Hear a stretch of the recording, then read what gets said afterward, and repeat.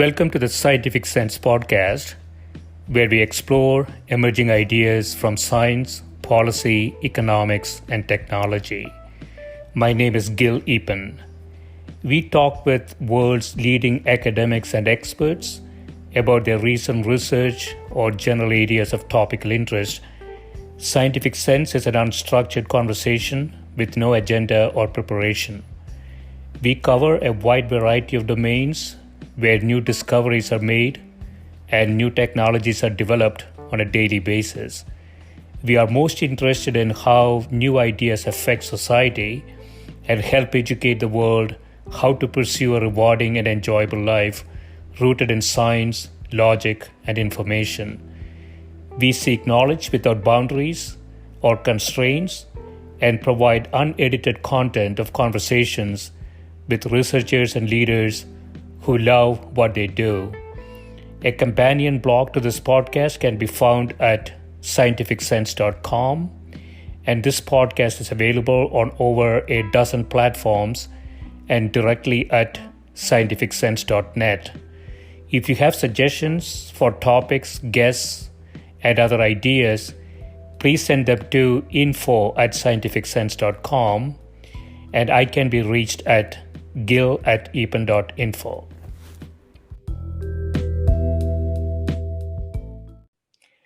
My guest today is Dr. Gaurav Jain, who is an assistant professor of marketing at the Rensselaer Polytechnic Institute.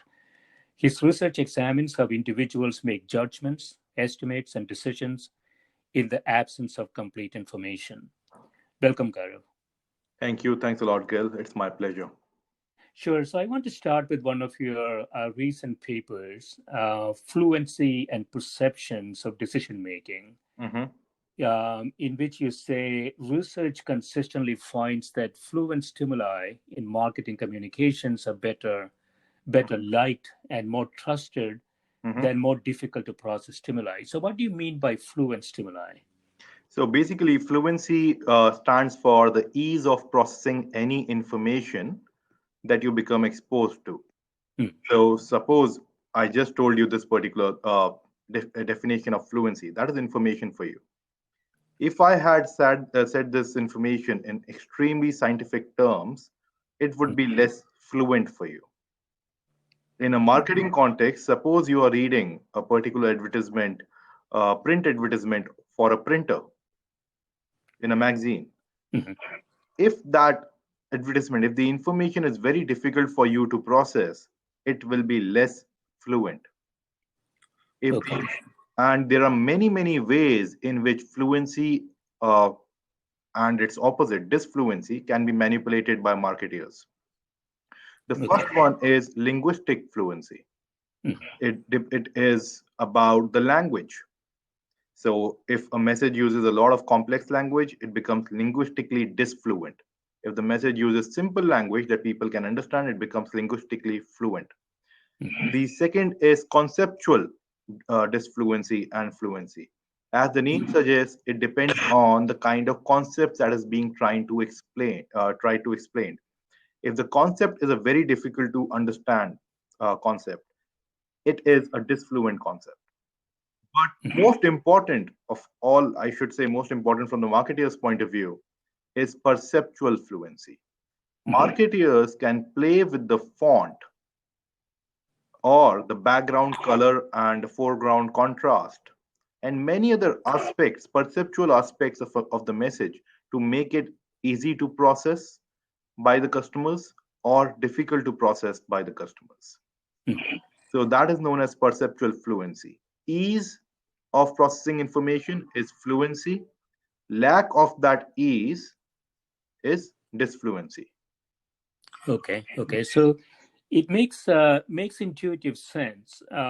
You say fluent designs are better from a marketing perspective, and I guess it may have some connection to there's a general understanding that if the brain takes more power, it tends to not like that. So generally, people like to process information quickly and more easily.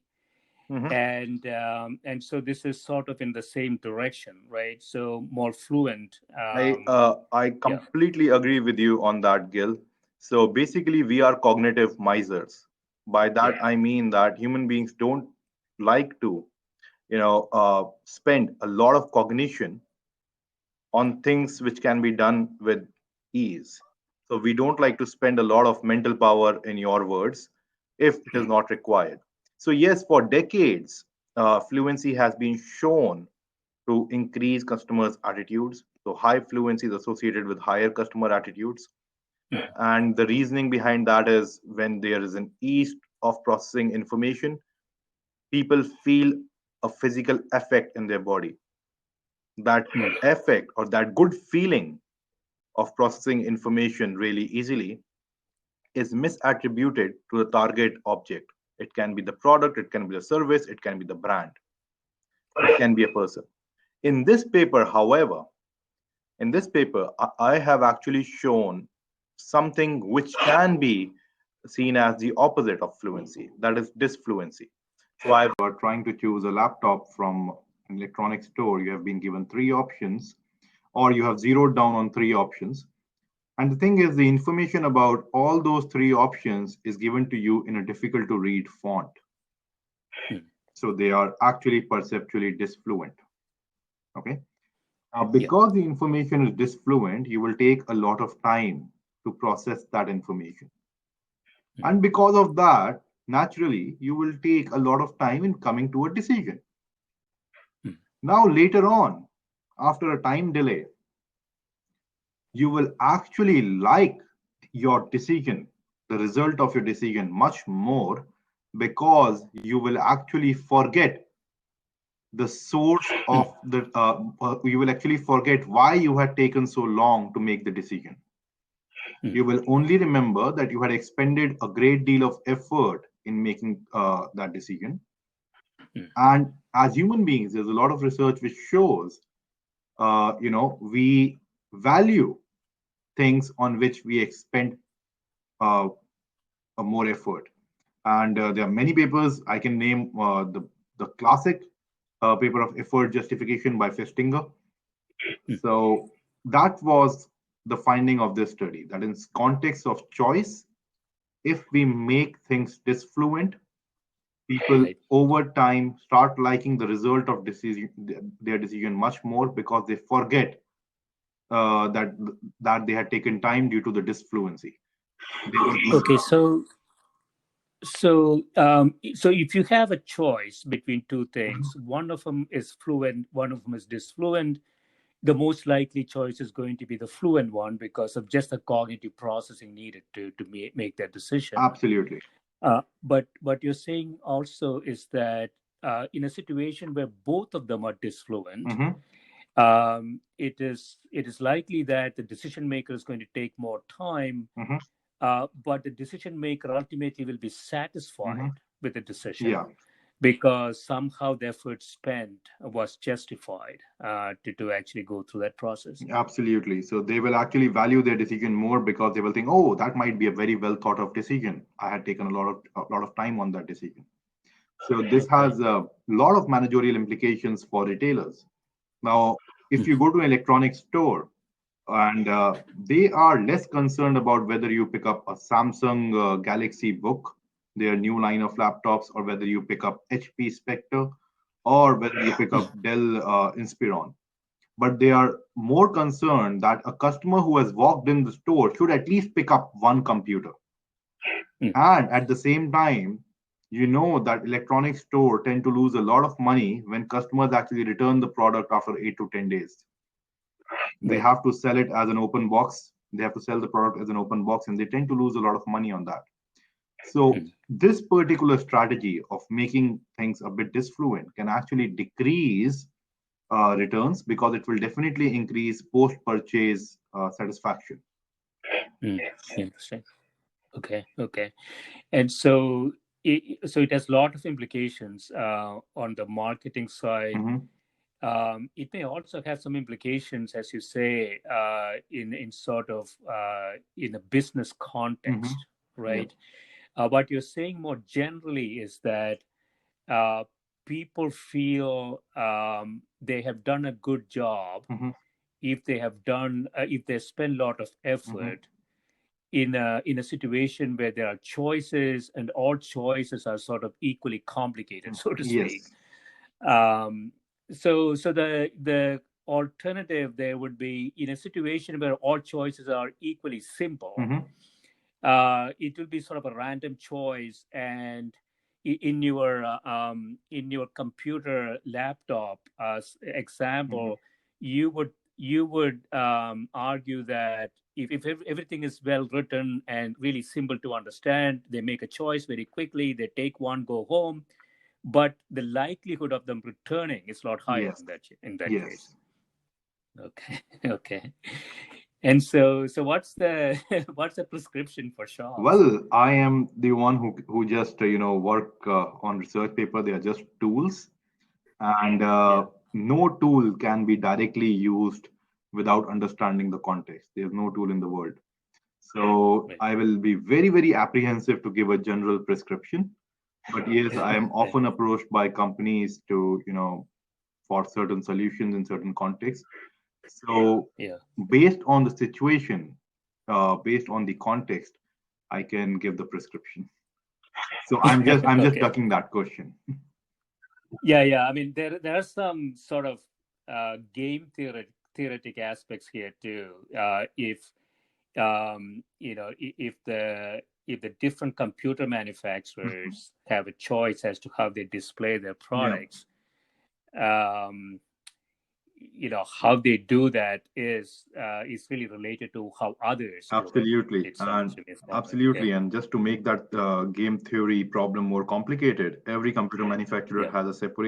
has different kinds of laptop lines. Like Mm. Dell has Inspiron, Dell has XPS, Dell has Vostro. So, Right. how they actually control the fluency of the messages for each of these lines can be a challenge for them Yeah. as well. Right. Right. Right. So I guess going back to the simpler idea, a fluency customer actually likes that. So in the Dell case, when they have multiple lines, and if they have a need to push one line, either because of higher levels of supply or better profit margins or whatever, do they actually sort of do this on one line and not the others? Basically, I'm not sure whether companies at in the current times are using Yeah. disfluency as a strategy. Okay. I'm pretty sure they are using fluency as a strategy for sure. But in your question, Yeah. you're asking me whether they make one line fluent and the others disfluent. I'm not Right. sure Right. any company is using disfluency as a tool as of now. Right. Okay. So again, the answer to that question will be something that I'm not aware of. Yeah. Okay. Okay. Let's jump into another Yeah. paper. Numerosity and allocation behavior insights using a dictator game. Yeah. You say you investigate how the numerosity bias influences individuals' allocation of resources between themselves and others using the backdrop of the traditional dictator game. What exactly is a dictator So game? dictator game is an economic game. I will just Yeah. explain the game to you. So suppose Yeah. I am a player. The experimenter gives me $10, and Mm. my task is to give some amount of that money to you. You are Yeah. another player. Now I Mm. control the allocations as player one. So I have Mm. $10. I can keep some of it, and I can give you some of it. Mm. And there's absolutely nothing that player two, which in this case is you, can do about it. Mm. So, in a completely normative sense, I should not give you anything and Right. keep those $10 for myself. And in a completely normative uh, scenario, you should be happy if you get any non-zero amount. Anything above zero, you should be happy. But Right. even then, it has been shown that in a dictator game, player one gives some money to player two, about Mm. 20 to 30%. So in this paper, what we had done, we had used this context of dictator game, and we have seen the concept of numerosity. Now, what is numerosity? Numerosity simply means that we think that entities which are described by bigger numbers are bigger in magnitudes, which means Right. if I say that I have 1 year to turn in the paper versus I have 365 days to turn in the paper, I will feel that I have a lot of time when you tell me I have 365 days to turn in the paper, because 365 happens to be a bigger number. Now, again, Right. numerosity bias is something that has been shown before as well by multiple researchers in the area. We have shown numerosity effect in the context of allocation. And what better game to use in the context of allocation than dictator game? So in this paper, what we showed was that if you give me $10, if the experimenter gives player one $10, and asks me to allocate some money to player two, yes, I will be giving like about $3 to player two, which is in line with what past research has shown. But instead of $10, if you tell me that I have been given 1,000 cents to allocate, yeah, 1,000 cents to allocate, I will be giving Yeah. less money to the other player. So, yeah, That's yeah. So first of all, the dictator game. So the 30% allocation the dictator makes is sort of fairness type absolutely, reasoning, absolutely, right? So that is what the expectation is, and what you're arguing is that when you have 1,000 cents, it's 1,000 cents. Yeah, when you have 1,000 cents, they give less, presumably because if they give 300 cents, it looks big absolutely, to them. absolutely. On the other hand, though, won't they also think that the remaining 7,000 is also 700. big? So why Remaining is 700. 3,000 So look at big? again, Gil, Yeah, I can't agree more with you. So what we had done in this paper, we had a separate. Obviously, every paper has multiple studies. So in this yeah, paper, another study, in one of the other studies, what we had done, we had asked participants to focus on their own share and not on the other person's share. So instead of mm, asking them how much money you will give player B, we asked them how much money will you keep for yourself. mm, And again, in this case, going with your intuition, people actually kept less money for themselves in the mm. cents condition and ended up Right, allocating more money to the other person in the cents condition. So because right, again, right, like you rightly mentioned, 700 cents seemed very big. So they said, yeah, 700 is pretty big. Let me just reduce that. And, right, so right. the focus, it all dependent. The focus actually acted as a moderator. If the focus is on player two, Mm, sense condition resulted in less money for player two. If the focus is on player one, it's himself or herself, sense condition resulted in more money for player two. right, right. So yeah, I also wondered in both of these papers, on this one more than Mhm. the other, the Yeah. previous one. Did you look at any sort of controls like education or scientific, profession or whatever? Did you see any difference between, people with PhDs and so on? I'm just just thinking Yeah. aloud, whether they don't have this type of an So you are issue. talking about numeracy. Now, numeracy, although Yeah. it sounds similar to numerosity, but it's a very different concept. Numeracy means how comfortable we are with concepts of mathematics. So by Mm. your question, I understand whether how comfortable people are with mathematics. Will this effect go away? So Yeah. in this paper, Yeah. we have not looked at any controls as such based on Yeah. numeracy. But yes, if I can cite other papers, then numeracy often plays a role in framing biases. My third paper, which I had sent you, was on framing, attribute framing. And Yeah. there is some Yeah. work by other researchers which shows that numeracy can many times influence the effects that I have shown. So people who are extremely high on numeracy, they will probably less, they will be less, I should say, we will see this effect less with that population which is high on numeracy, because immediately it will be very difficult for us, for the experimenters, to make them focus on only one player. They will be focusing on both players simultaneously. Right, right. Um, Gaurav, I think I figured out the issue. What the issue might be? It might be that do you have the volume on your computer too loud? I think it might be a feedback issue. That, Can you yeah, I have reduce reduced the volume now. reduce it? Okay, okay.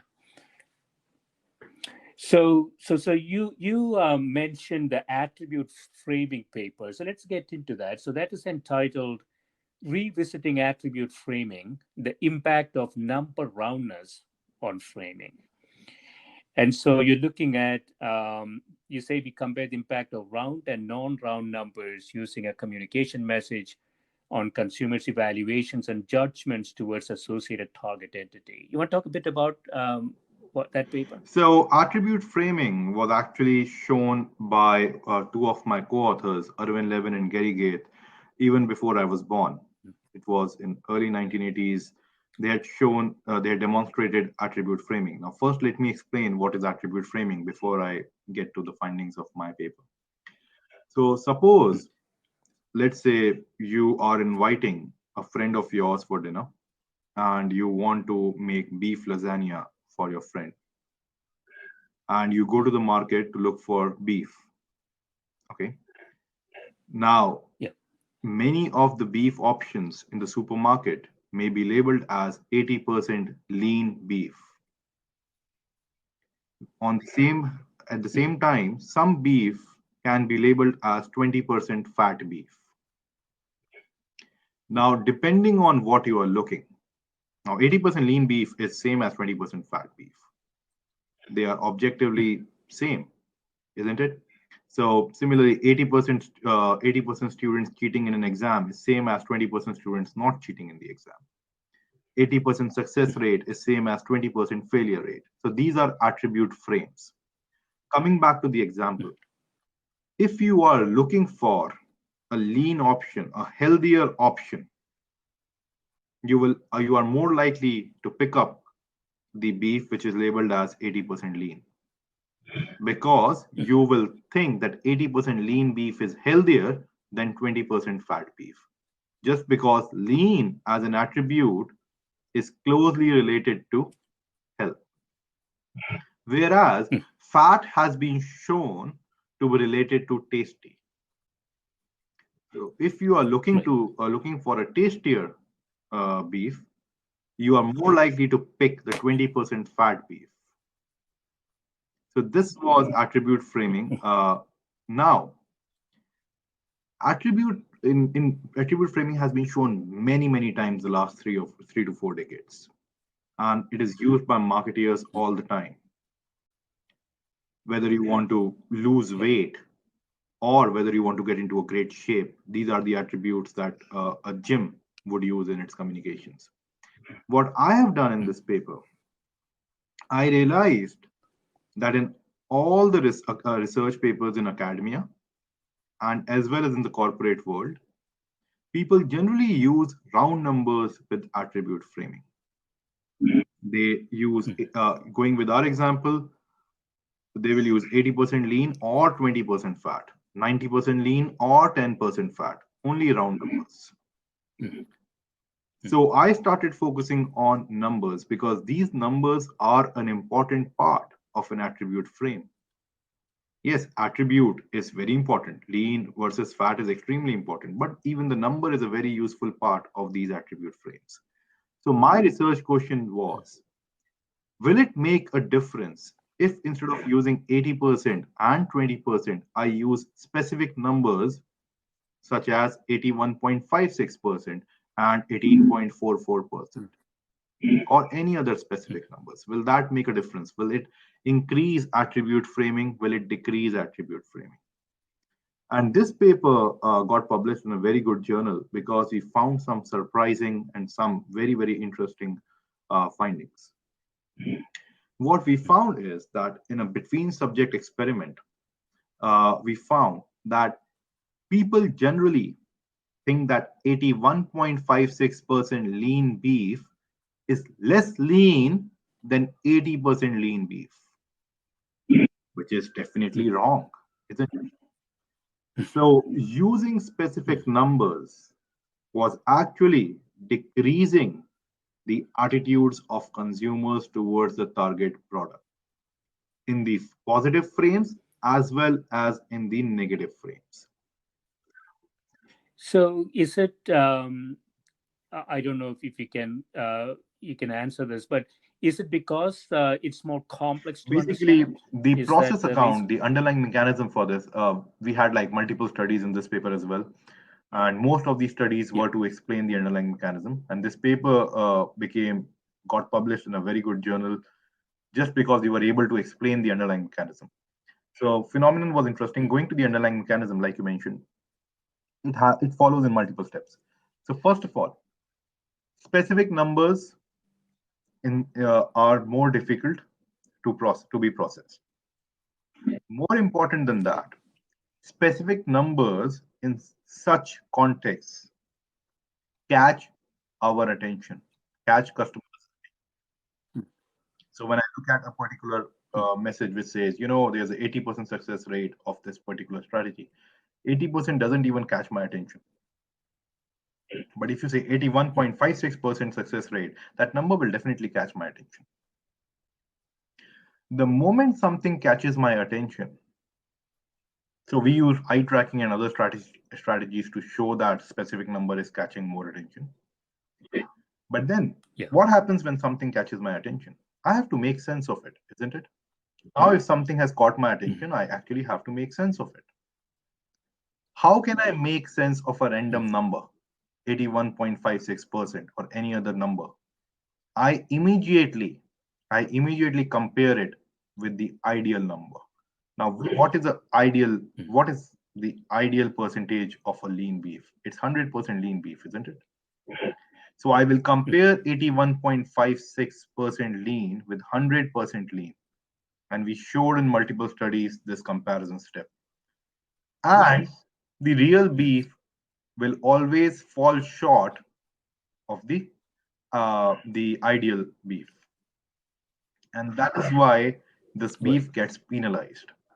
So using specific numbers in the positive frame, in the lean frame, is bad. Now let's see what happens on the negative, on the other side. Suppose instead of Mm. using 20% fat beef, I say this beef is 18.44% fat beef. Yeah, Mm. I will compare it directly with 0% fat beef. Yeah. Yeah, but I wondered. I'm just thinking about myself. If I see that, my instinctual reaction would be to round that up to Yes. 20. Maybe both happen. Yes. So basically, there is a lot of research on in numerical cognition which shows that human beings, when they don't have enough, motivation, they actually round numbers up.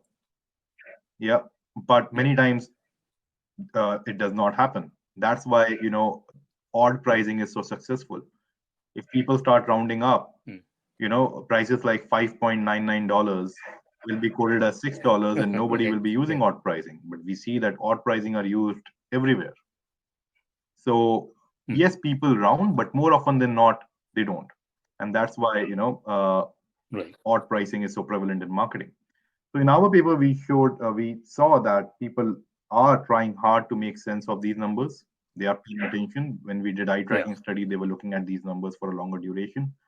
Uh, they had a Right. big, larger. They had a higher memory of these numbers, which means they coded them well, and they could compare. Mm. And they were actually comparing these numbers with ideal numbers. And we also tested that using our some of our studies. People did Mm. not even see the word 100% lean. Still, they could recognize 100% lean at a very fast speed, which means they thought about 100% lean recently. So we did. I mean, these were all the tools that we had used. The studies were a bit complex for me to explain them in such a short duration of time.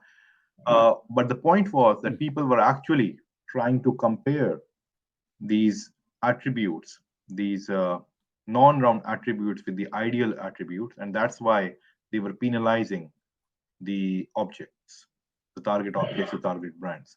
So is the prescription, one would think that the prescription from our side is don't use, not to use non-round numbers at all. But this prescription is not right. In many cases, you want attitude towards the target product to go lower.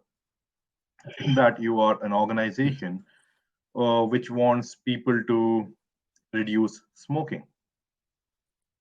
So instead of saying that, about 8% children will be suffering from asthma due to passive smoking, we should actually give the real numbers.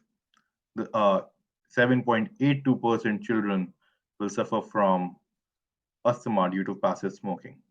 The attitude towards smoking, passive smoking, will go down in this case. So that's because, again, they're comparing 7.82 with 0. Yeah. That is right. Okay. And a round number, it's almost like a sort of a lazy view. The brain is not catching it. It just sort of filing it away and not really thinking about it. When you add complexity to it, you are then forced to analyze that number, so to speak. And then when you analyze it, you have a number that you're thinking Yeah, about, which because is you 0. don't have Not any other typically. context. If I give you some other context, probably you will use that information. But in the absence of any information, you'll move towards the information that is most available to you. So, so we talked about kind of three different things in terms of marketing communications, and both in terms of pricing, in terms of people making decisions. If you sort of combine all of this in conclusion, Gaurav, how would you, what would be your view as to, if somebody is thinking about pricing and communicating a new product, let's say it's a completely new product, what would be the features, both of that communication as well as the Well, pricing I would strategy? strongly say that, first of all, try if I see all these findings by a single lens, I would say that numbers have a language of Yeah. their own. So numbers are not only used to communicate quantitative properties, but they have certain associations. Some numbers can be kind, some numbers can be cruel, some numbers can be sharp, some numbers can be smooth, some numbers can be feminine, some numbers can be masculine. And all these associations are studied in the field of numerical cognition. And numerical cognition studies many other aspects of numbers as well, apart from these associations.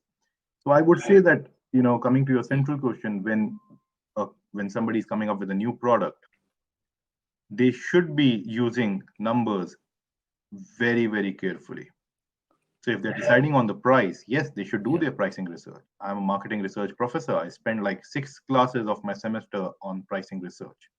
How should a company decide on the pricing? But at the end, when you have come down to the number, think about that number as well.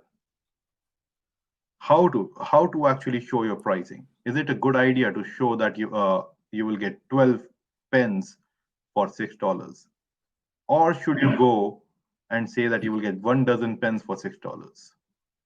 Or I would go a step further and I will ask the company to think that should you say that we are giving you 12 pens for $6, or should you say that we are giving you, the offer is $6 for 12 pen? What should be the order? And there is research and marketing. There is research and marketing which has looked at these kind of effects. There is research in numerical cognition which looks at these kind of effects. So I would say that use the numbers very, very carefully because they have their own associations. And numbers are not only included while communicating pricing. Even irrelevant Right. sounding numbers such as SKU number, serial number of a product, order number, Mhm. these are the numbers that can impact consumers' judgment, consumers' decision making. In one of my other papers, which was a part of my dissertation, I looked at the presence of numerical Yeah. landmarks. Now, we all know about physical landmarks. If you ever come to Albany, Troy, where my university is located, in the capital region of New York, and ask me the way to RPI, I'll tell you RPI is the oldest university in engineering. You can ask anyone. And you would say, no, I don't want to ask anyone. You tell me the way to RPI. And I would tell you, okay, the way I will explain you the way to RPI will be something like this. Yeah, take Route 7, you will see a clock tower. Take a right from that, right after that clock tower, you will come across a Sunoco gas station. Take a left from that Sunoco gas station, Mm. you will come across a old red brick church, and so on. Basically, I will be using these Yeah. landmarks, and these landmarks are very, very important in spatial cognition, and they have certain properties. Physical landmarks can be recalled very easily. They catch attention. Mm. Information associated with these physical landmarks is coded in our brain at greater depth. So I will know that the old church is a red brick church. Ask me about any other building on that road, I will not know the color of that building. And most importantly, these physical Mm. landmarks can act as decision nodes. They can nudge you to make a decision. So in this paper of mine, I wondered whether numerical cognition will have certain features similar to spatial cognition, because it Mm. has been shown that numerical cognition is associated with spatial cognition in many ways. In fact, we use the same cortical metrics, we use the same parts of the brains to process space and to process numbers. Does that mean that we will have numerical landmarks as well, just like we have spatial landmarks? Does that mean that these spatial landmarks will also have, that these numerical landmarks will also have similar properties? Are there any numbers which can be coded in our brain with greater details? Are there numbers which catch our attention? Mm. And more importantly, can there be any numbers which can nudge me to make a decision? So this is what I've shown in that particular paper. It is a part of my dissertation. And coming back to your Yeah. question, even irrelevant looking numbers can make me make can actually nudge me to make a decision, because some numbers can Mm. actually act like landmarks. So, what's the basis for that? I can think of a sort of an Mhm. evolutionary basis for it. So, what do you think is the basis So for those basically, things?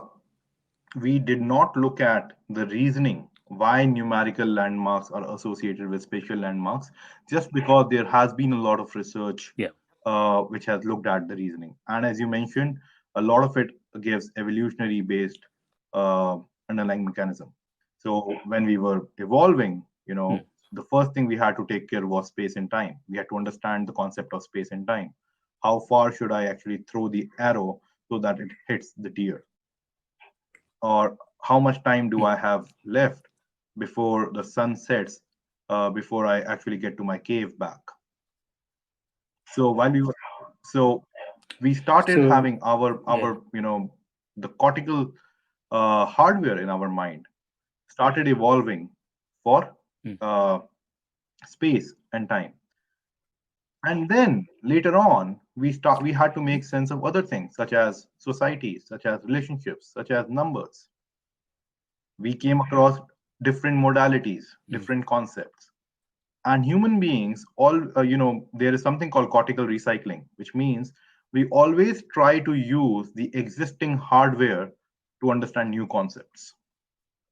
So when these new concepts started coming up and we had to understand numbers, we had to understand other things, we started using the same hardware that was already there with us. So that's why numerical. Yeah, Right, go ahead. right. Sorry. And so, no, so the heuristics that, as you say, has some sort of importance, numerical importance in our mind, could have some correlations to sort of the scale of early humans. Like you say, how far did they travel? How far did they see? How far did they attack an animal? How long did they walk? So all of those may have created some heuristics that we are now sort of Absolutely. repackaging in the modern context. And so So there is a yeah, whole area of evolutionary research there psychology to, is to a understand completely things. different area which looks at extremely good and interesting process mechanisms grounded in evolutionary explanations. Yeah. Excellent. Yeah. Yeah. This has been great, Gaurav. Sure. Thanks so much for spending time with me, Thank you. and Thanks a good lot. luck Thanks with a all lot, this Gil. research. And thanks a lot for having me. Thank you. Thank you. Bye. Yeah. Sure.